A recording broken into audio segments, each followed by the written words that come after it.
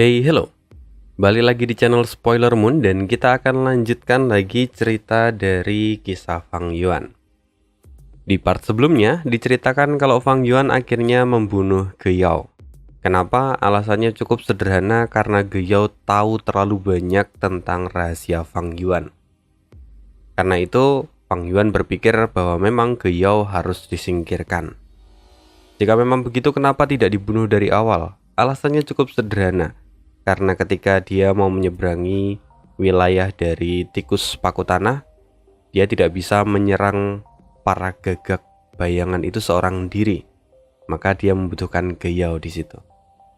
Setelah Ge Yao tidak lagi berguna, akhirnya Fang Yuan pun membunuhnya. Tentu ada maksud lain dari si pengarang, di mana di situ menunjukkan cerita dari Renzu, bahwa putri dari Renzu juga pernah dicintai oleh Rockman, yang mana pada akhirnya Rockman itu sampai memberikan hatinya untuk putri dari Renzu untuk membuktikan cintanya, walaupun pada akhirnya dia harus mati. Dan hal yang sama terjadi juga pada Ge Yao. Bahkan setelah Fang Yuan menusuknya, membuat dia sudah di penghujung maut, Ge Yao masih mengatakan kalau dia tidak akan memusnahkan seluruh gua miliknya supaya itu semua nanti dapat berguna untuk Fang Yuan.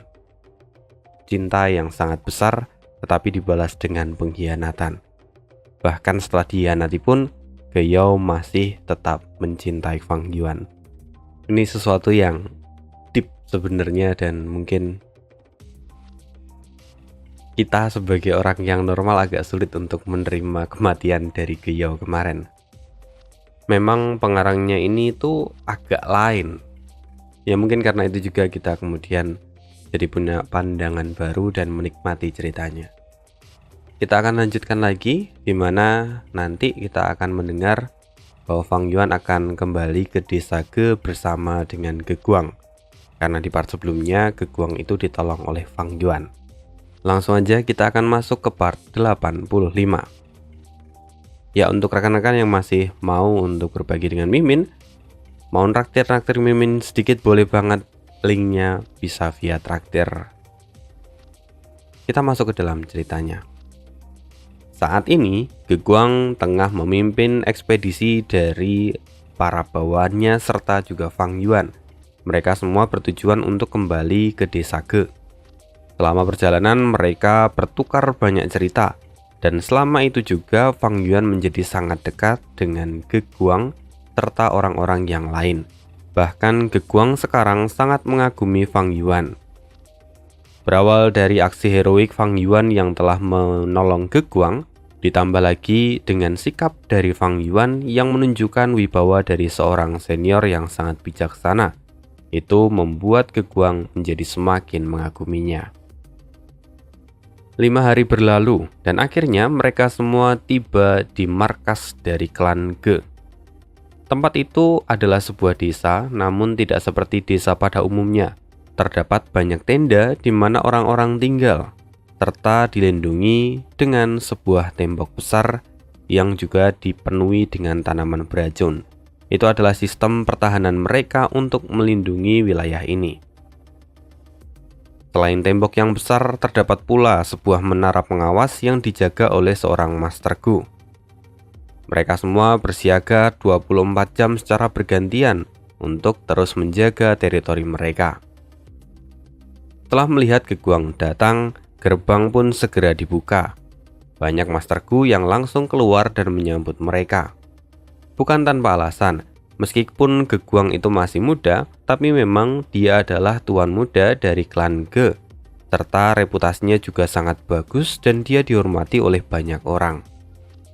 Karena itu, kepulangannya jelas langsung disambut oleh mereka semua. Kini, Ge Guang terus memimpin rombongan itu sampai ke daerah pusat dari wilayah itu. Di daerah ini, pemandangan dari tenda-tenda mulai berkurang, dan kini sudah berubah menjadi pemandangan yang unik. Karena di sana terdapat rumah-rumah yang mana bentuknya bukan seperti rumah biasa, melainkan rumah itu adalah rumah yang berasal dari Gu yang mereka gunakan. Memang pada dasarnya ada banyak guam yang bisa digunakan untuk tempat tinggal. Dan untuk wilayah utara ini, kebanyakan guam yang digunakan adalah gu rumah kadal peringkat 2. Gu rumah kadal itu adalah gu yang ukurannya cukup besar, kurang lebih seukuran rumah orang kaya. Lalu mulut kadal digunakan sebagai pintu, sedangkan kedua matanya itu sebagai jendela. Di bagian dalam tubuh kadal juga terdapat lorong serta ruangan-ruangan yang mana itu bisa ditempati dan dihuni oleh orang-orang di dalamnya. Yang paling unik adalah sistem pembuangan di dalam rumah kadal, di mana ketika orang di dalamnya menggunakan toilet dan buang air besar, maka itu semua akan dikumpulkan menjadi satu. Lalu ketika semua sudah penuh, rumah kadal itu akan mengeluarkan tokainya, yang mana isinya adalah semua kotoran dan juga barang-barang yang sudah tidak berguna lagi di dalam rumah itu. Memang agak unik. Setelah itu mereka semua masih terus berjalan dan akhirnya mereka sampai di area gu rumah jamur. Nah, ini adalah tipe rumah yang lain. Memang seperti namanya, setiap rumah yang ada di sini bentuknya seperti jamur dan ukurannya besar. Kurang lebih ada ratusan gu rumah jamur yang berdiri di atas padang rumput itu. Tempat ini adalah tempat yang khusus, di mana ini adalah tempat tinggal dari pemimpin klan, para tetua, serta para master gu yang kaya raya. Setelah berjalan cukup lama, kemudian Geguang berkata, "Tuan Chang San Yin, di depan adalah rumah dari pemimpin klan Ge. Mari, saya antar."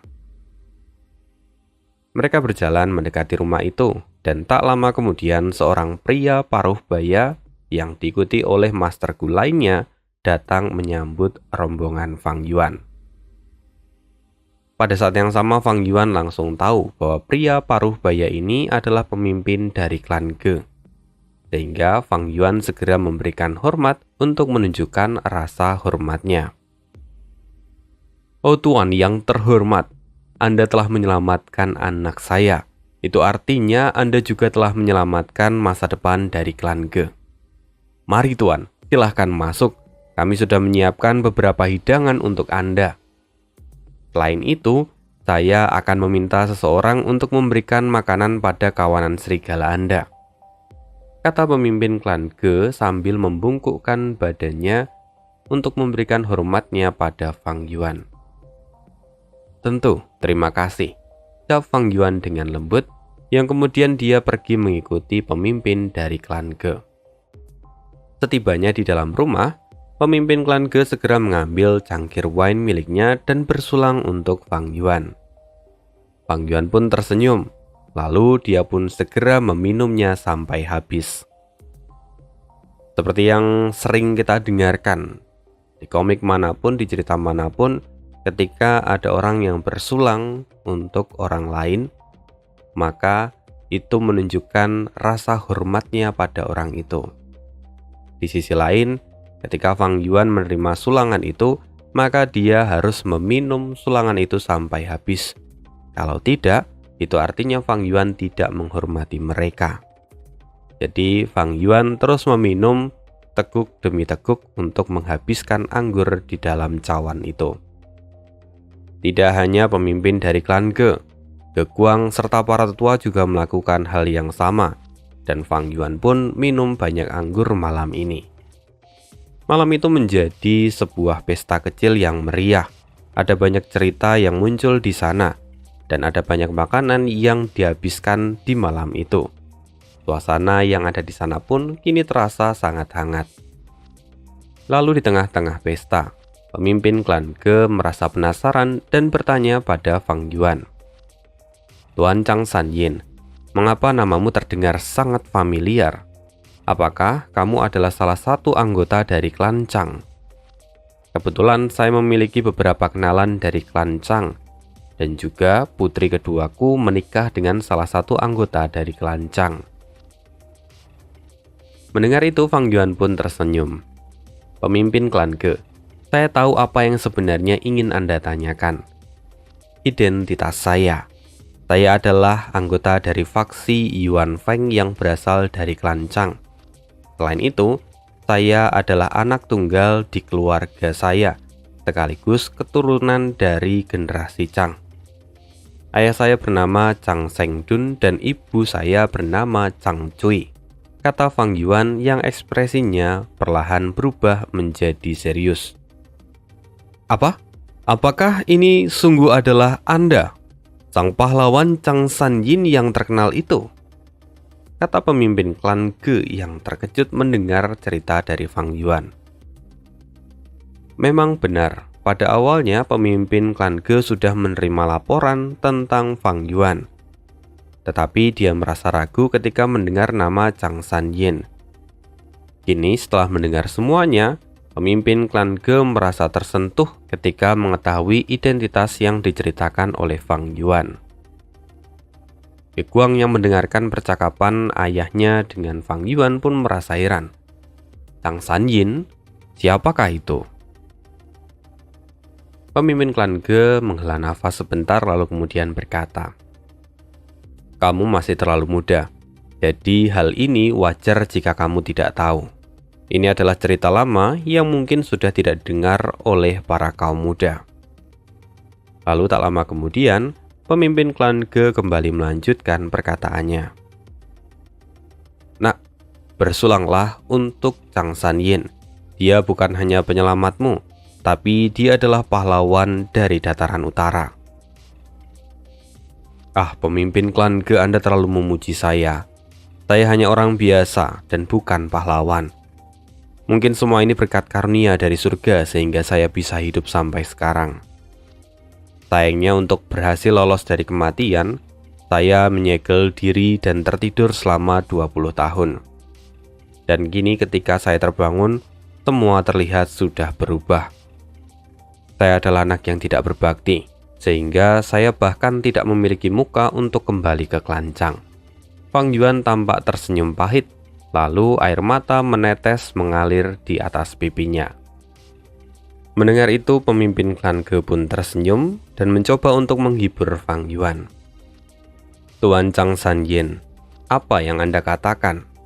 Anda memanglah pahlawan dari dataran utara. Sebelumnya, sekelompok bandit yang dipimpin oleh Han Tugu telah menjarah banyak desa. Mereka menyebabkan kematian dan kemiskinan di mana-mana. Jika bukan karena Anda berhasil membunuhnya, mungkin dataran utara tidak akan bisa hidup dengan damai seperti sekarang. Selain itu, Hatugu yang telah meracuni ibumu. Jadi kematiannya bukan karena salahmu, bukan karena Anda tidak berbakti, tapi semua itu adalah salah Hatugu. Setelah pertarungan Anda dengan Hatugu berlangsung, reputasi Anda semakin meningkat ke seluruh wilayah dataran utara. Dan sekarang, kemunculan Anda lagi merupakan sebuah keberuntungan bagi para Master Gu dari jalan kebenaran di dataran utara ini. Sungguh saya pribadi merasa sangat beruntung karena bisa bertemu dengan Anda." Setelah mengatakan semua itu, para tetua pun ikut memuji Fang Yuan. Sedangkan untuk Ge Guang, dia kini terlihat semakin bersemangat ketika melihat Fang Yuan. Semakin banyak dia tahu tentang Fang Yuan, dia menjadi semakin hormat pada Fang Yuan. Di tengah kekaguman semua orang, Fang Yuan tiba-tiba menyela dan mencoba mengalihkan topik pembicaraan. "Aku yakin pertemuan kita ini adalah takdir. Karena itu, mari kita nikmati pertemuan ini. Saya bersulang untuk semuanya," kata Fang Yuan yang kemudian mengangkat cawan untuk semua orang. Semua orang pun paham bahwa saat ini Fang Yuan mencoba untuk menghindari topik yang sebelumnya dibahas. Karena itu, mereka pun tidak mencoba mengungkitnya lagi dan kemudian bersulang untuk Fang Yuan. Setelah itu, mereka masih terus melanjutkan pesta hari ini. Mereka saling bertukar cerita satu sama lain. Sampai pada akhirnya, di saat tengah malam, Fang Yuan terlihat pura-pura mabuk agar dia kemudian bisa pamit dan meninggalkan perjamuan itu. Setelah semua selesai, Fang Yuan pun kini segera beristirahat. Keesokan harinya, Pemimpin klan Ge kembali mengundang Fang Yuan pada acara perjamuan makan.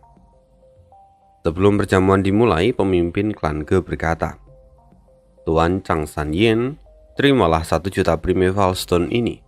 Ini adalah hadiah kecil sebagai ucapan terima kasih karena Anda telah menyelamatkan putra saya." Mendengar itu, bahkan Fang Yuan pun terkejut. Bukan karena dia akan menerima Primeval Stone, tetapi karena klan Ge yang berani memberikan 1 juta Primeval Stone. Pada dasarnya, klan Ge itu adalah klan dengan skala menengah ke bawah dan kondisi keuangan mereka juga tidak terlalu baik. Namun sekarang mereka malah mau memberikan 1 juta Primeval Stone. Fang Yuan tampak berpikir sejenak, lalu kemudian dia berkata, "Pemimpin klan Ge, sebelumnya saya menyelamatkan Ge Guang itu bukan karena menginginkan imbalan. Saya melakukannya dengan tulus hati. Namun jujur bahwa saat ini saya sedang membutuhkan Primeval Stone. Karena itu, saya sekali lagi mohon maaf atas ketidaksopanan ini. Jadi saya akan menerima dengan senang hati hadiah ini. Namun di masa depan, saya pasti akan membalas kebaikan dari klan Ge," kata Fang Yuan dengan sangat yakin. Fang Yuan memang sangat pintar mengatur kata supaya dia tidak kemudian dicap buruk. Dengan mengatakan semua itu, justru Fang Yuan bisa menarik hati dari pemimpin klan Ge. Terutama di bagian terakhir kalimat Fang Yuan. Pemimpin klan Ge serta para tetua lain pun kini terlihat tersenyum.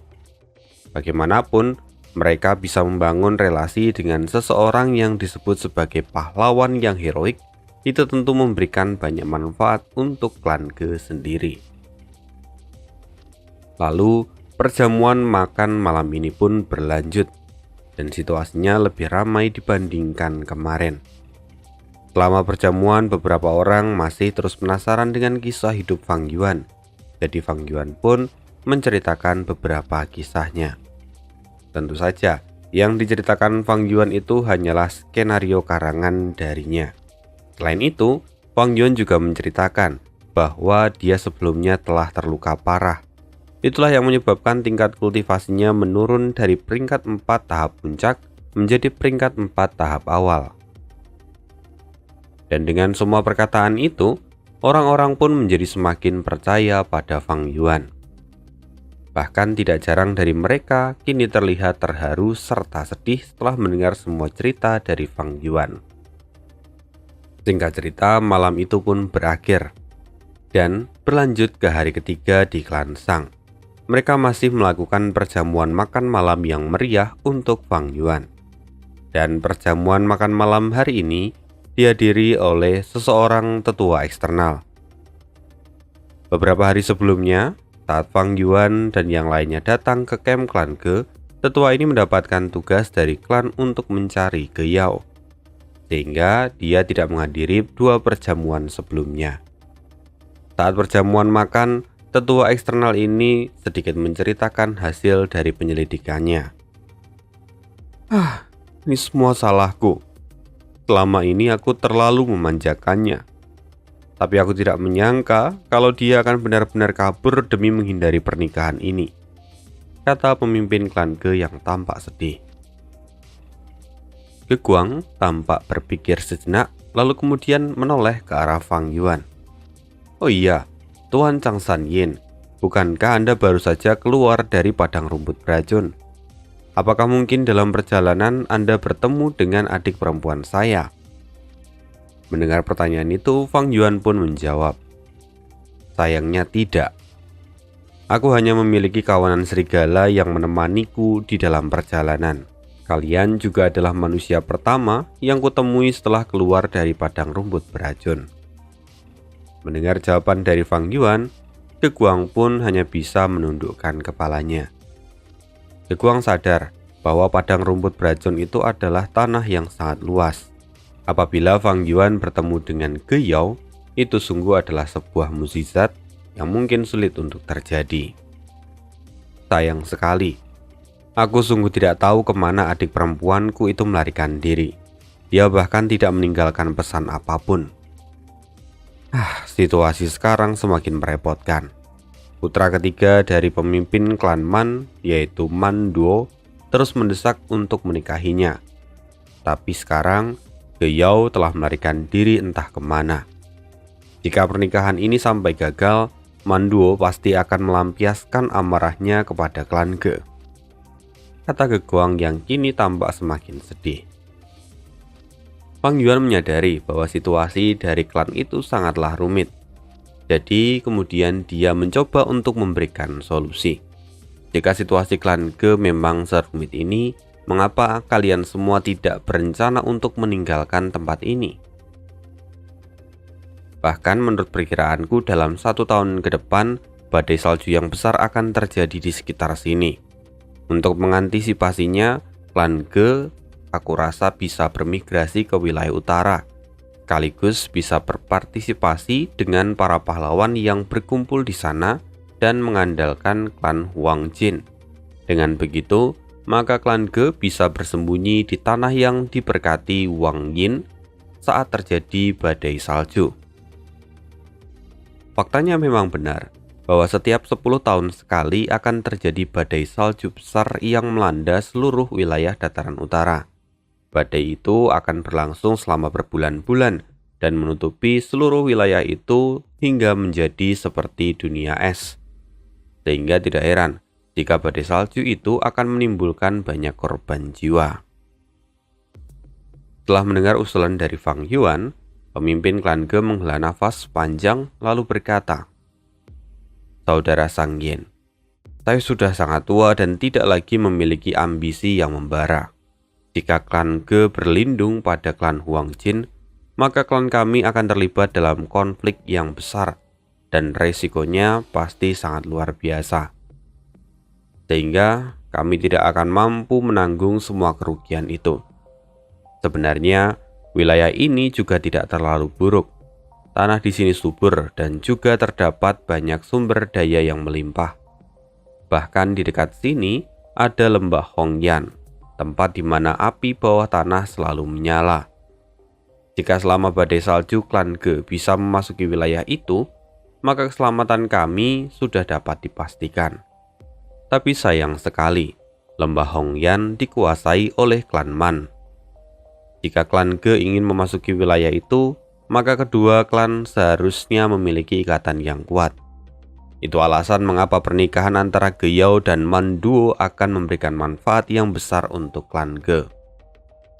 Sayang sekali, sekarang Ge Yao melarikan diri dan sampai sekarang keberadaannya juga belum diketahui."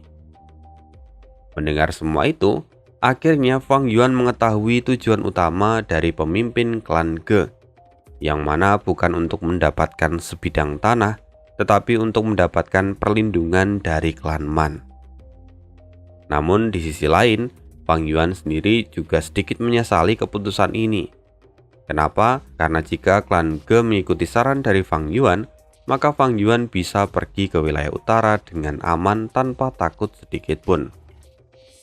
Dengan begini, Fang Yuan pada akhirnya harus menapaki semua jalan ini sendirian. Setelah itu, pemimpin klan Ge tiba-tiba bertanya, "Saudara Sang Yin, apakah Anda tidak akan kembali ke klan Chang?" Mendengar itu, Fang Yuan tampak bergetar dan kemudian berkata, "Saya tidak akan kembali ke sana. Jika saya kembali ke klan Chang, identitas saya akan terungkap. Dengan keadaan saya seperti ini, saya tidak akan bisa menghadapi para tetua dari klan Chang." Mendengar jawaban itu, pemimpin klan Ge pun menjadi bersimpati. Memikirkan semua yang sudah terjadi pada Chang San Yin, tentu saja pemimpin klan Ge juga tahu bahwa saat ini mungkin Chang San Yin memang belum ingin bertemu dengan anggota klannya. Selain itu, dalam perjamuan sebelumnya, sebenarnya Fang Yuan juga sempat membicarakan tentang rencananya. Dan mengingat itu, pemimpin klan Ge kembali bertanya, "Saudaraku, jika kamu benar-benar ingin berpartisipasi dalam pertemuan para pahlawan, saya ingin memberikan sedikit saran. Jika Anda hanya pergi dengan mengandalkan kelompok serigala Anda sekarang, itu tidak akan cukup. Menurut saya, Lebih baik kalau Anda beristirahat di sini untuk beberapa hari sambil meningkatkan jumlah kawanan serigalamu. Fang Yuan tampak merenung sebentar. Sesungguhnya saya pun memiliki ide yang sama. Tapi jika saya melakukan itu, maka dengan terpaksa saya akan sangat merepotkan klan Ge, jawab Fang Yuan. Haha, tentu saja tidak. Justru suatu kehormatan bagi kami karena Anda adalah tamu dari kami. Menetaplah sebanyak yang Anda mau, kata pemimpin klan Ge. Di sisi lain, Ge Guang yang mendengarkan percakapan mereka kemudian ikut bicara. Tuan, beberapa hari lagi, beberapa klan yang ada di sekitar wilayah ini akan mengadakan pasar bersama. Paman Chang, beberapa hari lagi, klan-klan yang ada di sekitar wilayah ini akan mengadakan pasar bersama. Paman Chang, saya rasa bisa datang untuk melihat-lihat. Saya rasa itu akan bagus untuk perkembangan Anda. Mendengar itu, Fang Yuan pun tampak bersemangat. Ini adalah sebuah kesempatan untuknya mengembangkan kekuatan. Dan setelah itu, acara makan malam pun diakhiri dengan keputusan bahwa Fang Yuan akan menginap di klan Ge selama beberapa hari. Singkat cerita, beberapa hari pun berlalu, dan kini beberapa klan yang ada di sekitar sana berkumpul di satu tempat. Seperti yang dikatakan oleh Ge Guang sebelumnya, saat ini pasar dari gabungan beberapa klan sudah dimulai. Sebenarnya Fang Yuan mendapatkan undangan dari Ge Guang untuk mengelilingi pasar ini bersama. Tapi dia dengan tegas menolak ajakan itu dan memilih untuk berkeliling seorang diri. Kini Fang Yuan terus mengamati sekeliling dengan cermat. Di dalam pasar itu terdapat kios-kios kecil yang menjual makanan, pakaian, serta barang yang lain. Tapi tentu tidak hanya itu. Sepanjang perjalanan, Fang Yuan juga mendengar teriakan dari para pedagang yang menawarkan dagangannya. Bahkan, ada juga para pedagang budak yang menjual budak di sana. Ada banyak jenis budak, mulai dari pelayan sampai dengan budak pertarung. Melihat semua ini, Fang Yuan kembali teringat akan sosok Ma Hongyun yang seharusnya menyelamatkan Chang San Yin. Ma Hongyun itu sebelumnya adalah seorang budak. Tapi karena dia berhasil menyelamatkan tuannya, dia kemudian dihadiahi kebebasan dan menjadi anggota dari sebuah klan. Keberuntungan Ma Hongyun berulang kali membimbingnya untuk menjadi lebih kuat. Sampai pada akhirnya, kekuatan dari Ma Hongyun membuat rekan-rekannya menjadi semakin dengki. Para Master Gu yang lebih tinggi akhirnya mencoba menyingkirkan Ma Hongyun dengan melemparkannya ke sungai. Sayang sekali, Ma Hongyun itu tidak bisa berenang, dan pada akhirnya dia pun hanyut ke hilir sungai. Dan di hilir, dia justru melihat putri ketiga dari pemimpin klan Sheng dari atas sampai bawah tanpa sedikit pun kain yang menutupi tubuhnya. Berdasarkan aturan dari klan Sheng, akhirnya mereka berdua pun dinikahkan. Pernikahan ini semakin membuat Ma Hongyun mendapatkan banyak keuntungan. Melalui pernikahan ini, Ma Hongyun bisa meningkatkan bakatnya melalui sebuah gu yang dia terima dari klan Sheng. Dengan begitu, Ma Hongyun bisa meningkatkan bakatnya menjadi kelas tingkat 1. Waktu terus berjalan dan semakin banyak orang yang membenci Ma Hongyun. Terlebih Ma Hongyun sebenarnya adalah orang dari luar dan mereka berencana untuk menyingkirkan Ma Hongyun. Sampai pada satu titik, Ma Hongyun yang terus dibully memilih untuk melarikan diri dan masuk ke dalam padang rumput beracun. Di sanalah Ma Hongyun pada akhirnya menemukan Chang San Yin yang terkubur. Setelah peristiwa itu, Ma Hongyun menjadi murid setia dari Chang San Yin. Sedangkan Chang San Yin yang merasa bahwa Ma Hongyun adalah penyelamatnya, menjadi orang yang paling setia dengan Ma Hongyun. Sampai pada akhirnya, Chang San Yin terus membantu Ma Hongyun hingga dia mendapatkan banyak warisan dan menjadi seorang Master Gu immortal. Semua itu adalah perjalanan hidup dari Ma Hongyun yang rasa-rasanya akan terputus di tengah jalan karena Fang Yuan sudah mengambil jasad dari Sang Chan Yin. Sekarang Ma Hongyun seharusnya masih berusia 13 tahun. Tapi sayang aku tidak memiliki informasi tentang identitas aslinya. Bahkan Ma Hongyun sendiri adalah nama yang diberikan setelah dia diangkat menjadi anggota dari klan Ma. Sudah, memang sepertinya aku tidak bisa menemukan anak itu untuk saat ini, pikir Fang Yuan yang kemudian terus melanjutkan perjalanannya. Sepanjang perjalanan, Fang Yuan juga menemukan tempat perjudian, yang mana di situ mungkin dia bisa mendapatkan beberapa uang. Tapi untuk saat ini dia melewatinya. Sampai Fang Yuan mencapai titik area tengah pasar. Tempat ini jauh lebih sepi dan hampir semua orang yang berlalu lalang di sini adalah Master Gu. Sekalipun ada manusia fana, mereka itu hanyalah pelayan yang membantu membawakan barang-barang milik tuannya. Area pasar ini memang dikhususkan untuk segala macam urusan Master Gu. Ada tempat penyempurnaan Gu serta tempat jual beli resep penyempurnaan Gu. Berhubung saat ini Fang Yuan tidak memiliki resep penyempurnaan Gu perbudakan, maka dia memutuskan untuk membeli resep penyempurnaannya. Tentu dia membeli mulai dari peringkat 1 hingga 3. Fang Yuan tidak bisa menemukan resep penyempurnaan peringkat 4 di sini. Lantaran itu biasanya hanya dimiliki oleh klan-klan besar dan tidak dijual di pasar.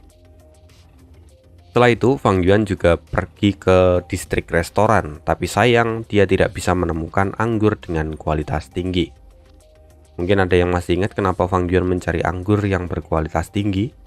Semua itu untuk mendapatkan Gu perjalanan ilahi peringkat 5. Fang Yuan kembali berjalan dan membeli beberapa Gu perbudakan.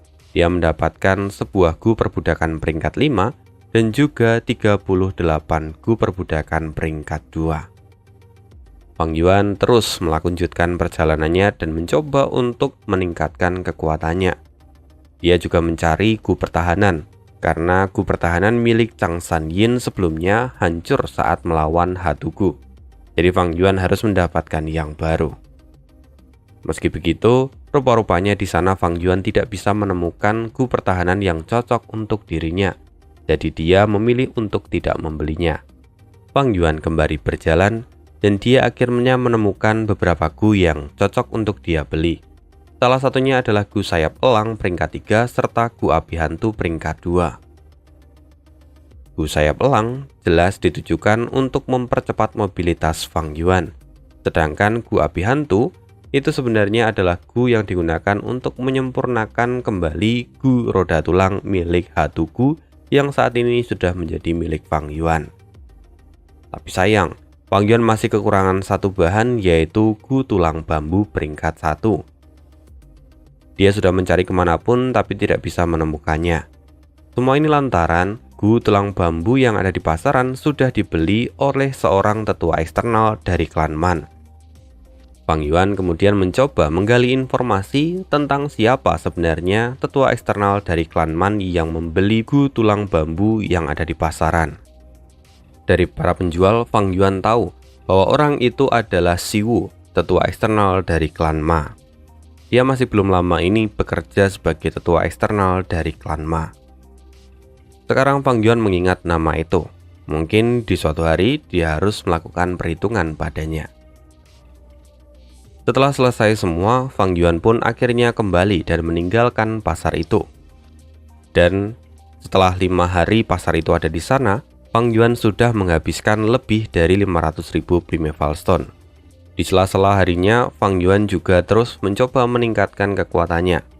Dia tahu, jika Fang Yuan hanya mengandalkan serigala berjanggut racun dan juga serigala angin, itu tidak akan cukup untuk bisa melangkah lebih jauh. Karena itu, Fang Yuan harus segera mengupgrade-nya. Terlebih untuk serigala berjanggut racun, saat dia terkena sinar matahari, dia pun menjadi semakin lemah. Fang Yuan mulai berpikir untuk mencari penggantinya sekarang. Dan di dalam pasar itu, Fang Yuan akhirnya menemukan segerombolan binatang serigala air. Di antara semua itu, ada satu serigala air yang telah bermutasi. Fang Yuan benar-benar tertarik padanya, lalu kemudian membeli sekelompok serigala air. Pasar berlangsung selama 13 hari, dan selama 13 hari ini, Fang Yuan sudah membeli lebih dari 1000 ekor serigala air. Beberapa resep penyempurnaan Gu serta beberapa makanan untuk Guwom yang dia miliki.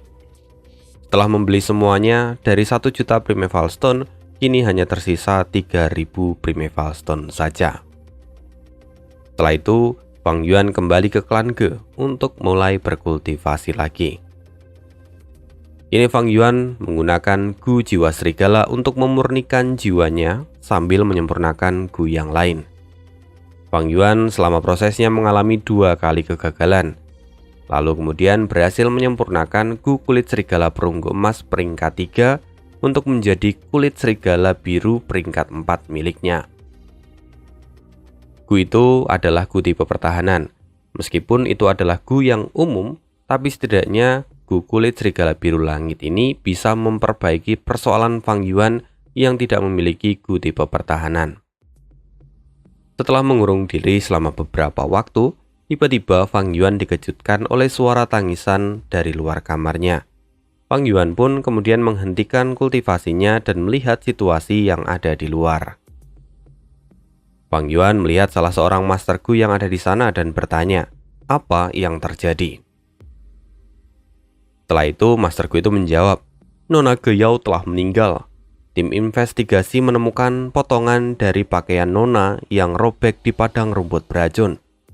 Sepertinya Nona sudah dibunuh oleh kawanan serigala berjanggut racun, kata Master Gu itu dengan wajah sangat sedih.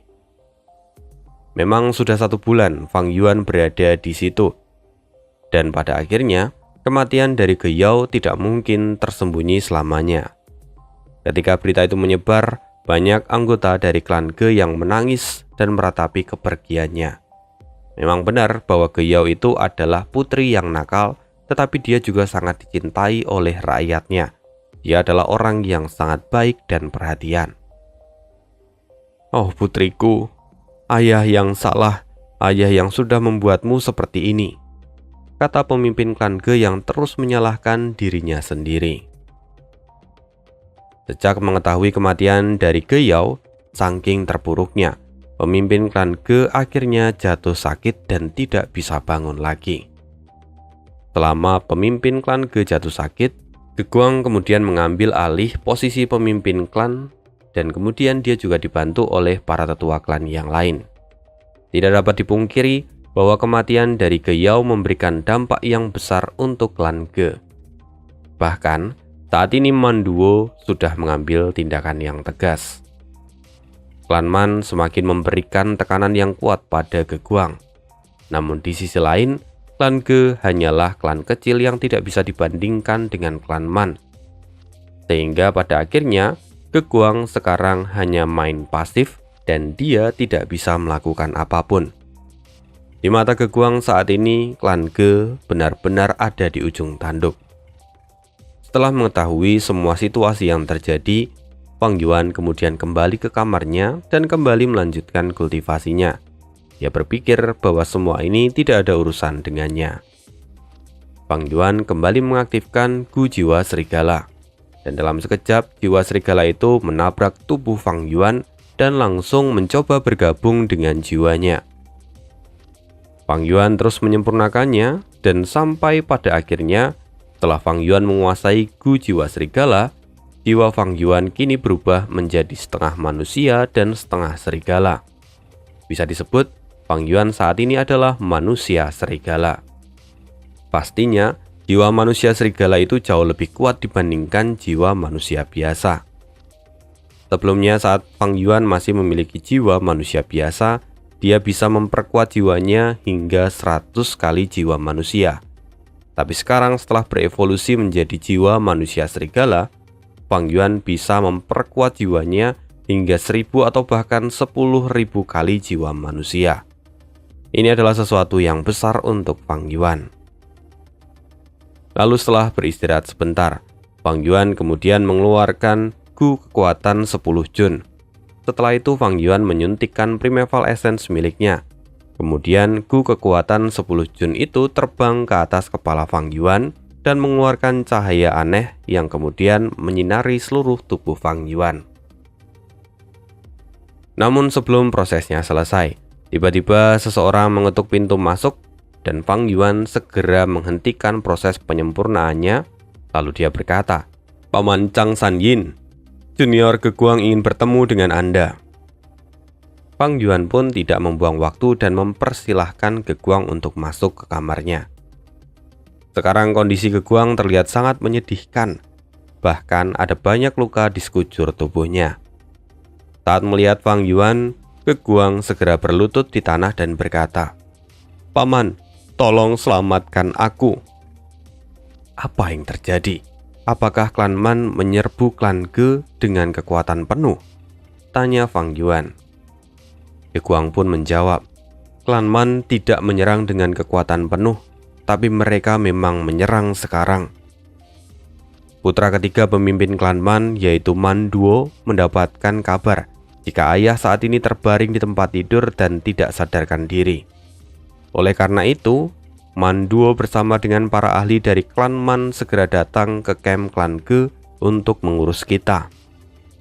Mereka ingin klan Ge menyerahkan Ge Yao. Tapi saat ini adikku sudah meninggal. Bagaimana mungkin kami menyerahkannya pada mereka? Saya sudah mencoba menjelaskan semuanya, tapi mereka tidak percaya sama sekali akan ucapan saya. Setelah itu mereka mulai menyerang klan Ge dan membunuh 3 orang tetua dari klan Ge. Sedangkan yang lainnya kini terluka parah. Paman Chang San Yin, kumohon bantulah klan Ge. Fang Yuan tampak berpikir sejenak bahwa saat ini Chang San Yin sudah kembali ke dataran utara dan dia membutuhkan sebuah panggung besar untuk mengekspos dirinya. Ini adalah kesempatan yang bagus untuknya mengekspos diri Chang San Yin yang kembali dari kematian. Memikirkan semua benefit itu, Fang Yuan pun kemudian memutuskan untuk membantu Ge Yao. "Baiklah, sepertinya aku memang tidak bisa tinggal diam. Aku akan membantumu. Bawalah aku menemui mereka," kata Fang Yuan. Geguang tentu sangat gembira dan berseru, "Terima kasih banyak, Paman." Setelah itu Geguang memimpin perjalanan untuk menuju tempat di mana orang-orang dari klan Man itu berada. "Klan Ge, kalian sudah seperti pengecut. Keluarlah dan terima kematian kalian," teriak seseorang dari luar. "Man Duo, kau tidak perlu berteriak seperti itu," kata salah seorang tetua dari klan Ge. Rupanya yang sebelumnya berteriak adalah Man Duo. "Hah, memangnya mengapa jika aku ingin berteriak? Cepat serahkan Ge Yao padaku. Kalau tidak, aku akan terus menyerang camp kalian dan membunuh satu persatu anggota klan Ge," kata Man Duo yang mencoba mengancam. "Dasar munafik, jika pemimpin tua klan Ge ada di sini, kalian bahkan tidak akan berani melakukan ini," kata tetua klan Ge yang lain. Mendengar ucapan itu, Man Duo menjadi sangat marah dan dia pun berkata, "Cih, klan kalianlah yang munafik. Kalian menyetujui rencana pernikahanku dengan Ge Yao, tapi kalian membatalkannya secara sepihak. Aku tahu kalian menyembunyikan Ge Yao dan sengaja mengulur waktu. Sebelumnya kalian bilang jika dia kabur, tapi sekarang kalian bilang jika Ge Yao mati. Apa menurutmu aku akan percaya dengan semua omong kosong itu?" Setelah berkata demikian, Man Duo memberikan perintah kepada Siwu untuk terus memukul mereka semua hingga mati. Saat ini kultivasi Siwu berada di peringkat 3 tahap puncak, sehingga kekuatannya tetap tidak bisa diremehkan. Siwu menyerang salah seorang tetua dan memukulnya sampai mati. "Mengapa tidak ada seorang pun di sini? Apakah kalian semua takut, dasar pengecut?" kata Siwu sambil melihat sekeliling. Tapi tiba-tiba ekspresi Siwu berubah. Wajahnya terkejut ketika merasakan kehadiran dari seseorang. Siapa orang ini? Dia memancarkan aura dari Master Gu peringkat 4, pikir Siwu. Man Duo pun terkejut. Bagaimana mungkin klan Man memiliki seorang Master Gu peringkat 4? Apakah selama ini memang mereka menyembunyikannya dari dunia luar? Man Duo kini mulai terlihat panik. Orang itu perlahan mendekat dan berhenti di sebuah titik. Lalu Manduo kemudian berkata, "Tuan, saya yakin Anda pasti bukan penduduk asli dari klan Ge. Mengapa Anda saat ini ingin membela klan Ge dan ikut campur dalam masalah kami?" tanya Manduo dengan sikap yang sopan. Di sisi lain, orang itu tidak lain tidak bukan adalah Fang Yuan. Dia tampak melirik ke arah Manduo. Fang Yuan merasa bahwa Manduo ini adalah orang yang cukup menarik. Bahkan jika sebelumnya dia mendengar dari Ge Yao kalau Manduo ini adalah orang yang jatuh karena kultivasinya turun akibat sebuah luka, tapi saat ini Fang Yuan merasa bahwa Manduo ini adalah orang yang spesial. Dia memiliki mata yang cukup menarik dan mengeluarkan aura yang kuat. Mungkin di masa depan Manduo ini akan menjadi orang yang cukup berguna.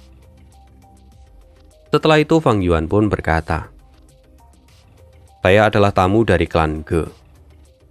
Namaku Chang Sanyin. Saya tahu di dataran utara ada aturan yang melarang orang luar ikut campur dalam konflik antar klan. Oleh karena itu sebelumnya saya sudah menerima 100.000 Primeval Stone sebagai bayaran. Jadi maafkan saya. Memang akhir-akhir ini saya sangat kekurangan Primeval Stone, jadi saya menerima pekerjaan ini. Lalu dengan berat hati, saya harus mengambil bagian dalam masalah ini. Mari lakukan duel." Mendengar itu, Manduo sedikit terkejut, tapi kemudian dia tertawa. "Haha, itu adalah perkara yang mudah. Jika memang senior kekurangan Primeval Stone, junior ini bahkan bersedia menawarkan 500.000 Primeval Stone. Bagaimana jika Anda bergabung dengan kami?" kata Manduo. Mendengar itu, orang-orang yang di sana pun menjadi semakin panik. Jika pada akhirnya Fang Yuan tertarik oleh karena uang, mereka semua akan jatuh dalam kesengsaraan. Dan itu artinya mereka tidak akan punya harapan lagi. Tapi di sisi lain, karakter dari pahlawan legendaris seharusnya tidak akan melakukan itu. Sekarang semua orang menjadi semakin penasaran dan melihat ke arah Fang Yuan. Kemudian Fang Yuan pun tertawa. Seorang pria hanya mengambil bayaran yang pantas dia dapatkan. Saya tidak merasa pantas untuk mendapatkan hadiah 500.000 Primeval Stone. Tetapi 100.000 Primeval Stone ini saya peroleh dari pertempuran yang sangat berharga. Maka menurut aturan dari dataran utara ini, saya sekarang dapat ikut campur dalam masalah ini." Fang Yuan pun kini berjalan ke atas panggung. "Paman Chang Sanyin, terima kasih," kata Ge Guang yang kini terlihat sangat tersentuh. Air mata mengalir di pipinya. Para tetua dari klan Ge pun kini sangat tersentuh. Mereka mulai memuji Fang Yuan, seperti yang diharapkan dari Chang Sanyin, pahlawan sejati. Lalu ada banyak lagi pujian yang lain. Sedangkan Manduo ekspresinya kini tampak suram dan jelek.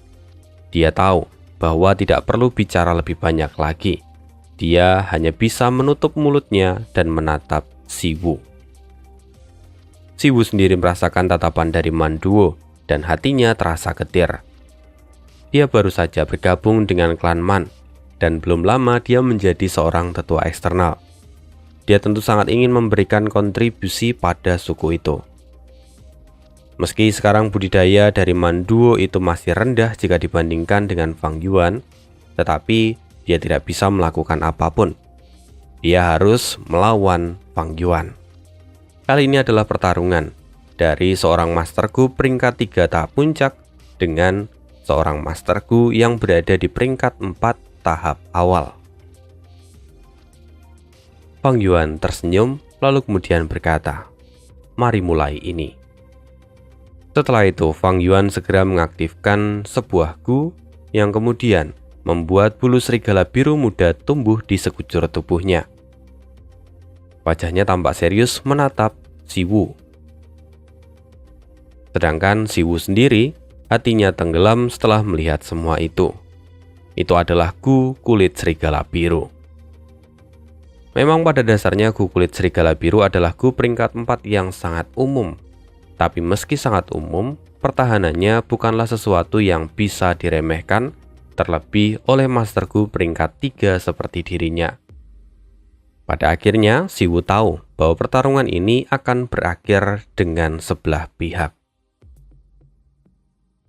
Saat ini Si Wu sangat terpuruk.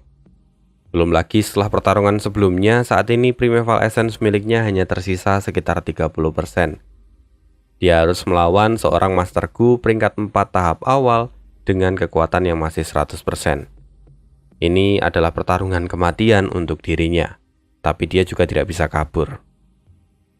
Fang Yuan mengetahui posisi Wu, dan dia tidak mencoba untuk membuang rasa hormat pada Si Wu. Lalu dia berkata, "Aku datang."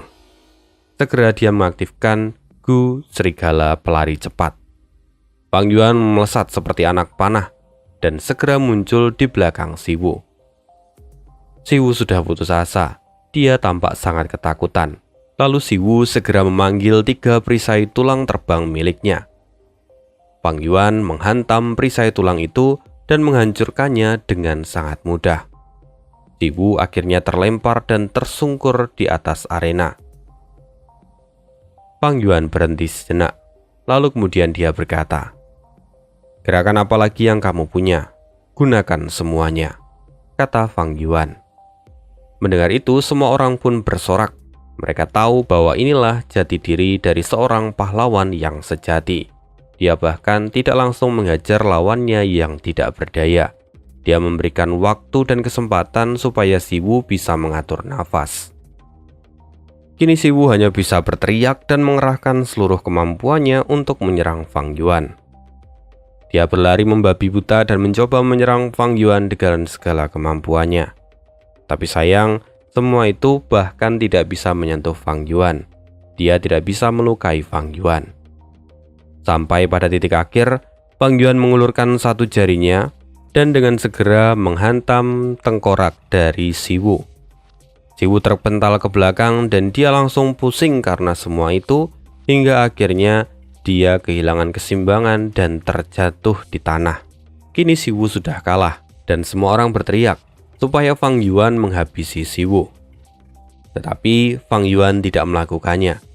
Dia tahu bahwa saat ini Si Wu itu adalah seorang tetua eksternal dari klan Man. Jika dia sampai membunuh Si Wu, maka itu sama saja tidak memberikan wajah pada pemimpin klan Man. Jika itu sampai terjadi, maka klan Man pasti akan datang dan menyerang klan Ge. Jadi Fang Yuan hanya membuat Si Wu terjatuh dan tidak bisa bertarung lagi. "Aku rasa ini sudah cukup. Kamu hanyalah seorang ahli peringkat 3. Jadi aku tidak perlu mengeluarkan seluruh kekuatanku. Aku rasa saat ini lebih baik kalian semua kembali," kata Fang Yuan sambil melambaikan tangannya.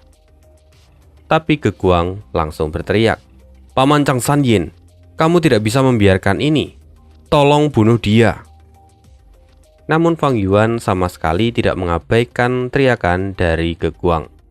Mendengar semua yang dikatakan oleh Fang Yuan, Si Wu pun segera berlutut dan berkata, "Terima kasih Tuan karena telah menyelamatkan hidupku. Dengan begini, aku bisa melanjutkan hidupku." Fang Yuan mengerutkan kening lalu kemudian berkata, "Nyahlah." Si Wu pun dengan ketakutan berbalik dan pergi meninggalkan tempat itu.